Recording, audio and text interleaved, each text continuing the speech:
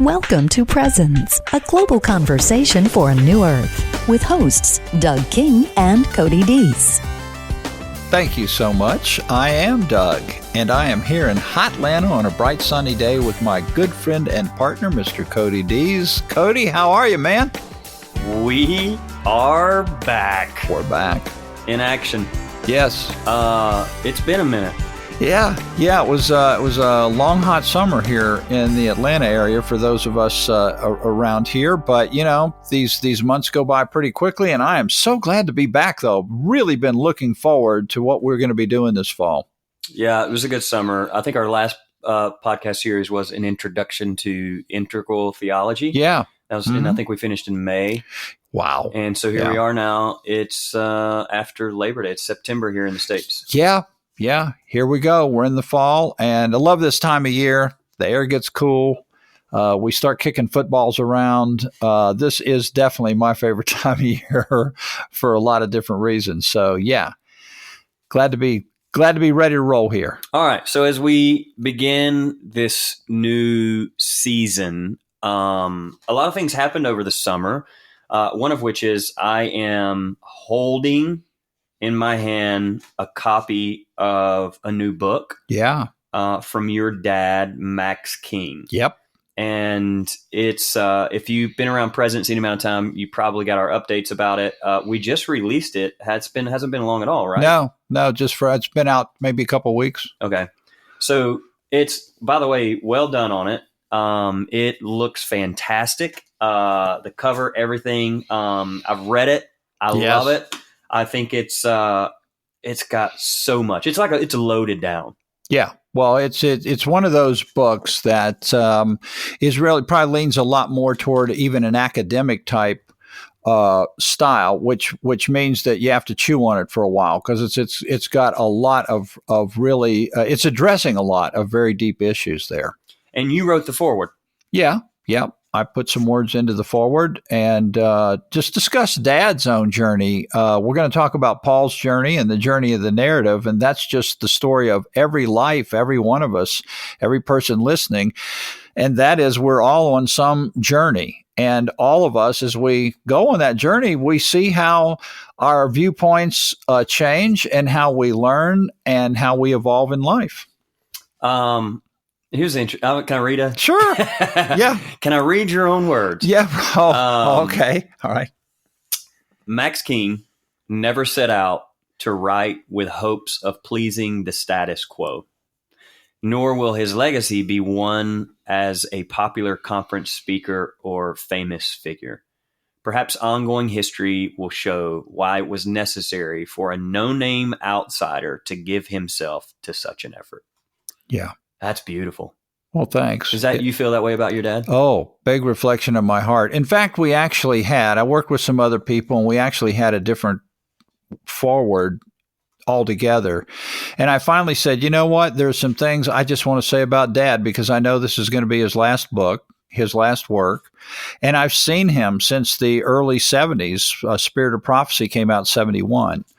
And the one thing I admire about my dad is he only cared to find the answers for himself, and he didn't care what it was going to cost. He didn't care whether he would be criticized by the great majority of people. None of those things were his number one priority. Can we talk? I know this is not planned, but can we talk about your dad for a minute? Sure. I mean, we've got all fall to do the Roman series here. So yeah. I want to talk because here's the thing.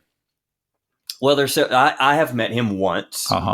But and that's like meeting Howard Hughes, by the way. So, I mean, the fact that you've met him once, I can tell you there are thousands of people right now that are already jealous. Oh, you met him? So for our listeners, they're all over the spectrum because when you talk about the history of this organization, Presence, this was started by Max. Yes. And for those, I'm mentioning all of this because this series this fall, this goes out to Max King. Yeah, this is his work. Yeah, this is, as you just said, his final writing. And I think it's important now more than ever to highlight and show someone who broke themselves open in their time, poured themselves out for something that they deeply believed in. And as you just said in that writing, and that's why that stuck out to me, and highlighted it because I thought, and there it is. Yeah. He'll never be on a poster on Instagram. No.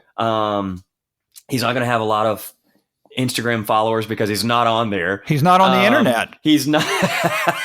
He doesn't even get on the internet. He's not going to get the glory, yet he did all the hard, like dirty work of it. And that's just something that's really inspiring to me, because I want to give my life in that way, to where it's like, man, let's help move this thing forward.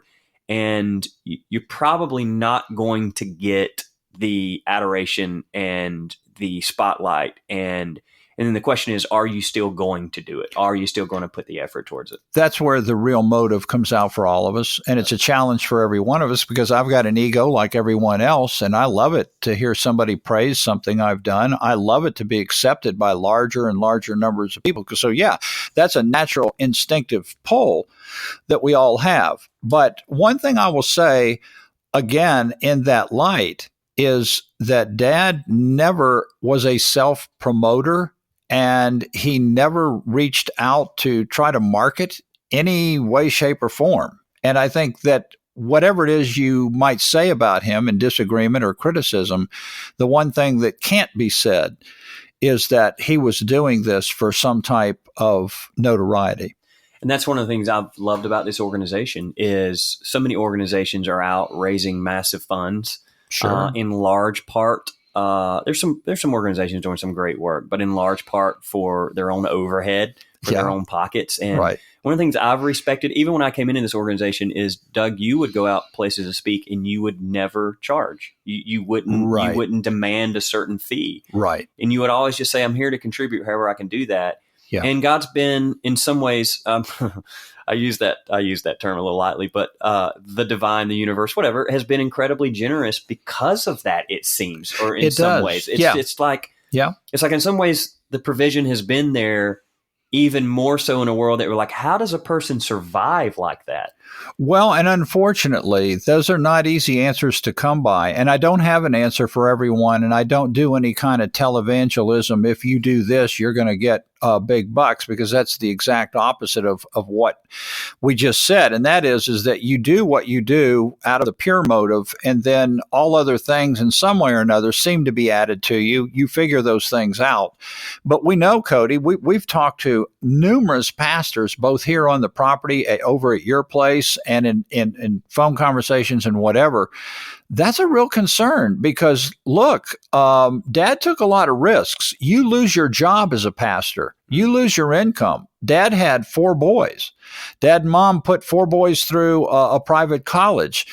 He worked as a carpenter, building houses in the summers, just to raise extra funds and so forth, because he was no longer invited to speak on that revival tour, that gospel meeting tour. The group that he was pastoring up in northeastern Ohio was basically cut off from all others. So these are not, I don't tell anyone what decision they should make about their stand, or what stand to take, or when they should make that stand, or when they should continue to try to work within their own particular group for as long as they can. All of that's a personal judgment, right?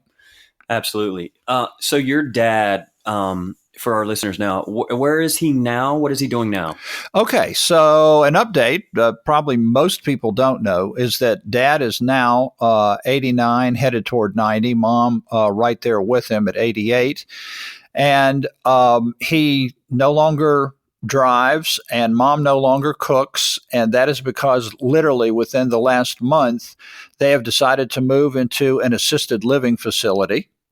And Dad is at this point in a place of real peace, and so's Mom, because Dad feels that this final work on Paul and this final work that was in Romans has left him at a place where he feels satisfied with the big questions that he had. Not every question that he had, but the bigger questions that he had related to what's it all about? what's God all about? What's this existence we have here in this world all about? And so he's just at that place in life where he's surrounded by family. He's got kids, grandkids, and great grandkids that are surrounding them where they are in the assisted living facility. And they're very comfortable now. And that's in Ohio, right? Yes, that's back up and near where we used to live and where a lot of old friends reside and where I've got my brother and his wife. And again, a lot of the other kids are up there as well, grandkids and great-grandkids. And they can all come by, visit, spend time with them, take them out some places from time to time and that kind of thing. And they don't have to worry about getting out in weather, driving a car, going to the grocery store, fixing meals. It's the typical assisted living scenario. Your dad was, did he go to college? Was he self-educated? No. My dad was probably one of the first to graduate from high school. You know, he grew up in those humble surroundings in the hills of West Virginia on a farm up in the middle of nowhere, did extremely well in high school. But he went directly in. He was the president of the Future Farmers Association of America, that chapter in his high school, and actually won some awards for papers that he wrote. He was invited to Kansas City with his high school teacher because his paper won in the state of West Virginia on something in agriculture he'd written about. And so he went to work for the government in the agricultural field initially, but he did so well making what they called talks at these small local churches that didn't have a paid pastor up in the hills. He'd go around on this circuit and he'd speak, and people were like, man, you were really good. And finally, he just felt that urge, call, whatever you want to say it was, to go into ministry on a full-time basis, and the rest was history. Wow. And then I was just reading in the little flyleaf here, 1971, he published his first book, right? Yes. Spirit of Prophecy, 71. And it was, at that time, there wasn't any postmodernism to speak about there, right. Speaking about inclusion and speaking about, how we should all be able to get along with each other and whatever. So at the time he came out in 71 with Spirit of Prophecy, he told our whole family, he sat us all down in the living room and he said, look, when this book comes out, it's going to, in essence, hit the fan. And there's no telling what's going to happen to us from this point forward. So, wow. It was that. So how old were you during that time? Well, in 71, I would have been 19. So I was already in college at a conservative Christian college. And for me, I was very naive and excited that this book he had written was going to enlighten all the professors at my Christian college.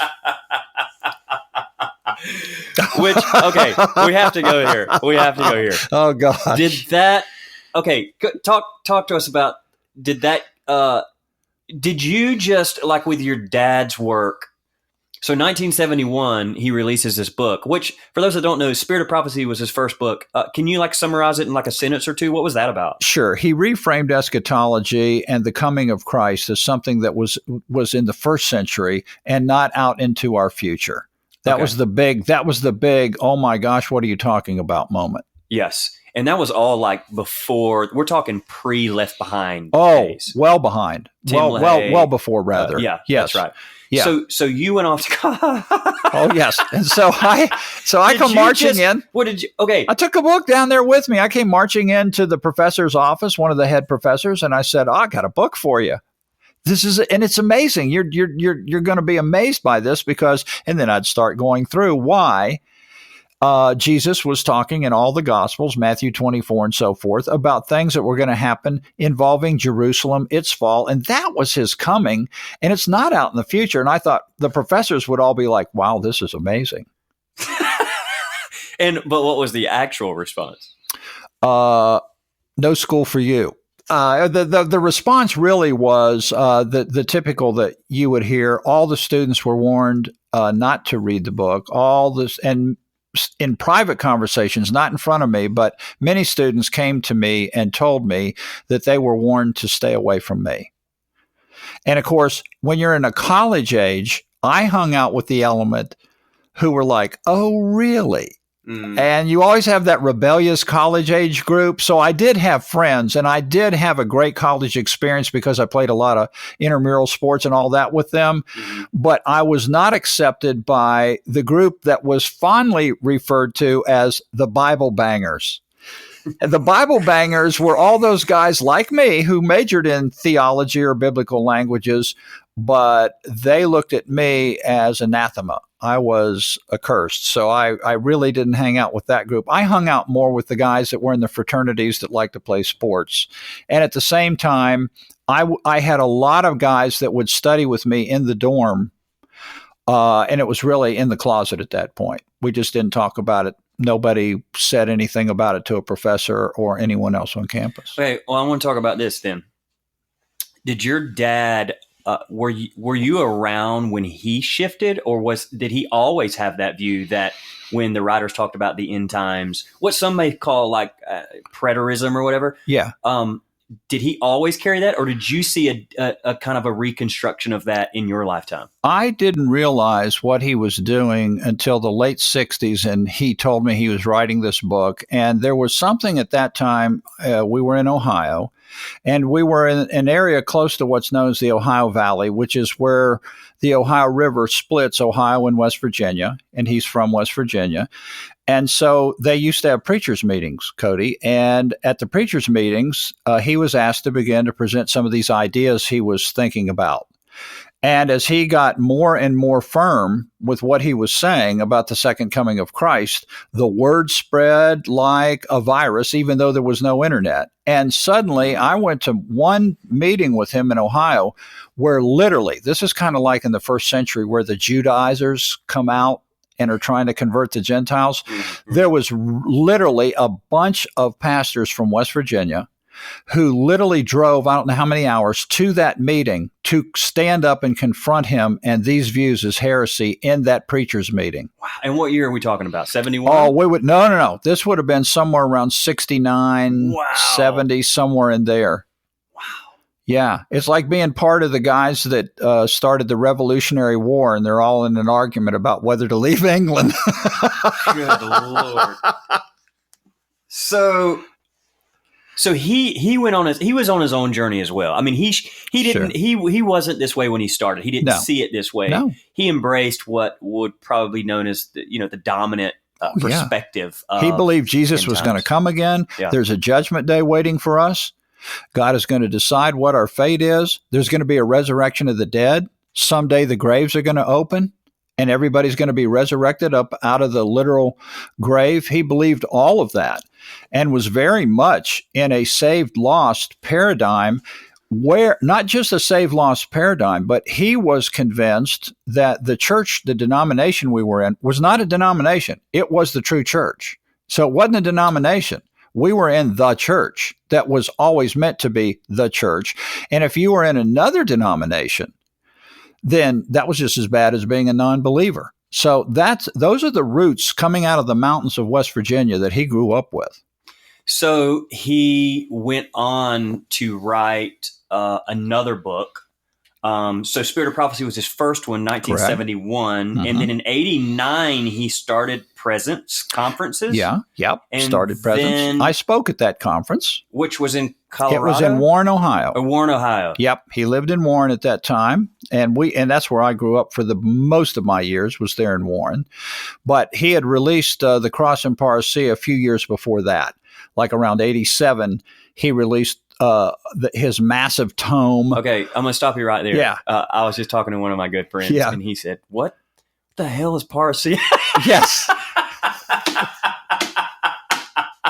And I know our listeners are all over the spectrum, like all over the spectrum. But for those that Thanks don't know, for stopping me. Yes. That's the technical Greek word that's used for the second coming in the text. So when you're hearing about the parousia of Christ, they're talking about the second coming. In the Greek text, it literally means like visitation from a king, visitation from a high dignitary.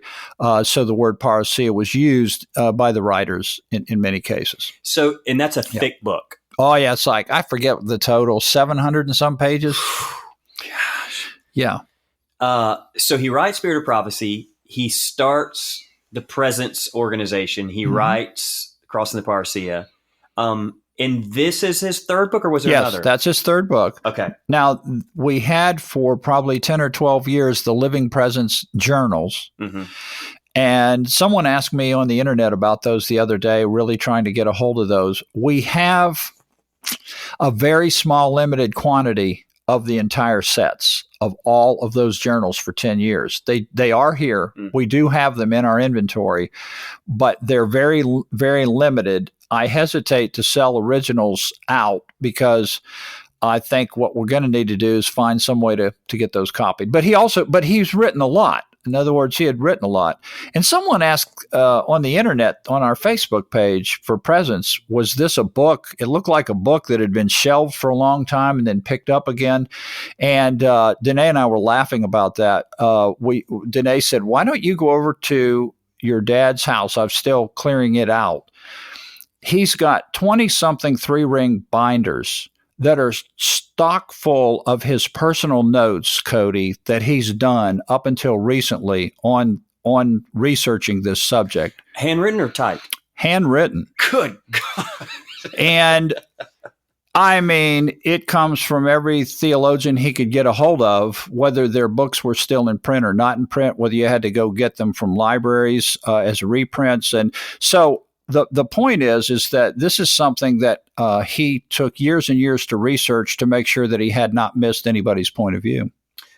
And that's a part that's interesting to me is here's a self-educated man who, before we even get here, I can just tell you after reading this book, he goes nose to nose with some of the world's greatest theologians in this book. Yes, he does. And that floored me because when the last time I was part of academia, I was in graduate school, and that was my infamous moment where they finally said, hey, look, you're not going to be of any use.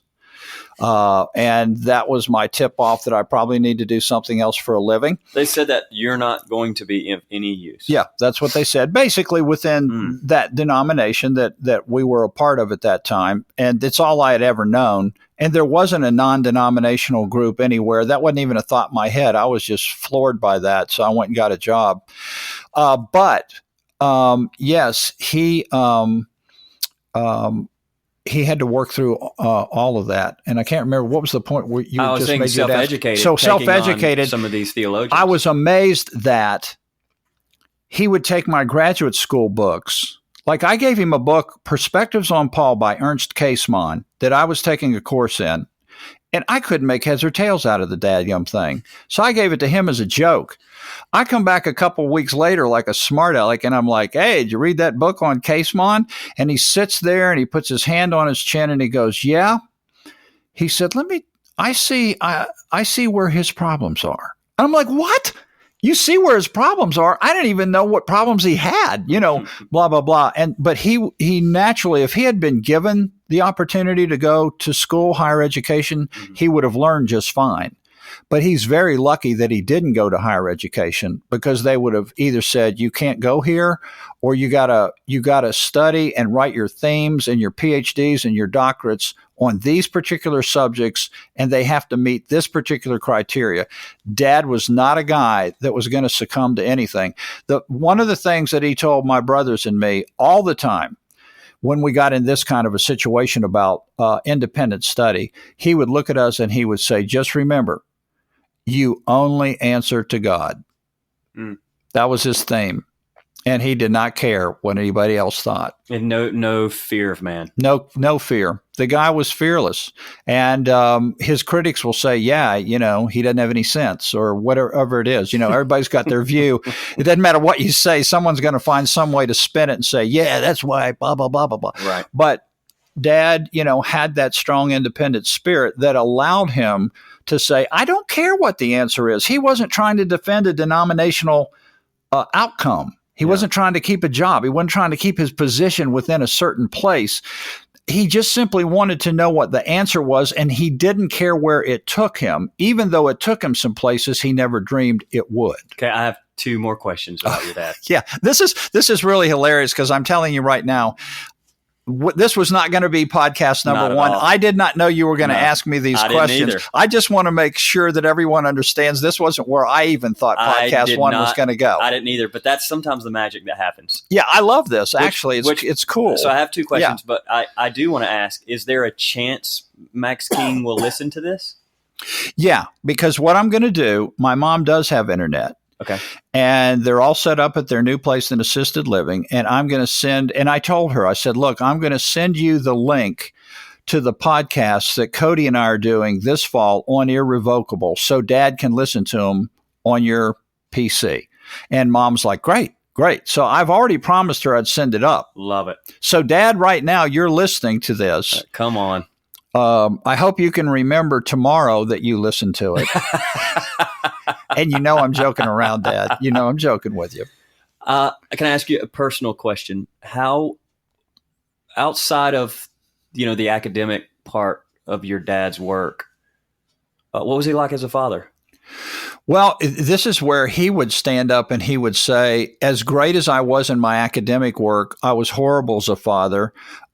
Not because he was mean, cruel, an authoritarian, or anything else. It's just that he spent hours on end in his study from morning to night. Now, I had time with Dad that was a little unique because Dad liked to play golf, and all the ministers got to play free on Monday of every week. And I was on the high school golf team. So Dad and I would go out and play golf on Mondays. Sometimes when we went on vacation to West Virginia, there was a course down in that part of West Virginia. We would go out and play golf on that course. Some of my other brothers would say that Dad was not around for them in that way. And it was really because of his study and because he was always into the study and so forth. But as far as giving you the shirt off his back, kindness, setting an example of how to stand up for yourself and do your own thing, yeah. But you got to remember, he grew up one of four on a farm. There wasn't anybody within miles around him. And, he wasn't ever part of a social thing. He never knew a thing about parenting, Mom said. So, I mean, you do the best you can with what you've got. So this book that I'm holding, is a collection of writings over a good portion of time. We're talking how many years did he start contributing? Oh, good 25 years. 25 years of work in this book. Yeah. What do you think, just in closing, this is my final question. What do you think, how did your dad contribute to the greater good of humanity? What do you think he's known for? Like what is it? What do you think his best work was? Was it the reframing of the coming of God, of Christ? Do you think that was his zone? If there was one thing, obviously it's a very complex question, but if you would say, man, this is one area where I believe Dad contributed the most. Yeah, I think that you would have had to have had that 1971 contribution to get to the contribution of Irrevocable, the book that we're getting ready to do our fall series on. It would never have happened without that contribution. So how can you not say that was huge? By the same extent, this last book that we're going to talk about this fall is really the so what of it all. While you may say and be able to take your scriptures and prove like a chess match, and that therefore proves that the second coming really belongs to the first century historical context, and I can checkmate you on that through these various means and ways of scripture. The other side of it is, well, if that's true, well, so what? What does that mean? And there's where we're going to talk about in Irrevocable, Cody. What does that mean to our global human family? And I think that at the end of the day, that's his real so what contribution. What does this mean? And that is, how are we to relate and understand each other as a global family? And what does that mean to our global relationship with God? So we'll start that next week's podcast. If you want to get a head start, I highly encourage you to go ahead and jump in and just read the narrative, Romans 9 through 11, and that'll give you a little bit of a feel for where we're headed. But today, this one goes out to Max R. King. Love it. Thank you for joining us today. If you have any questions or comments, please contact us at info@presence.tv. You can also visit our website at presence.tv or find us on Facebook. We look forward to hearing from you.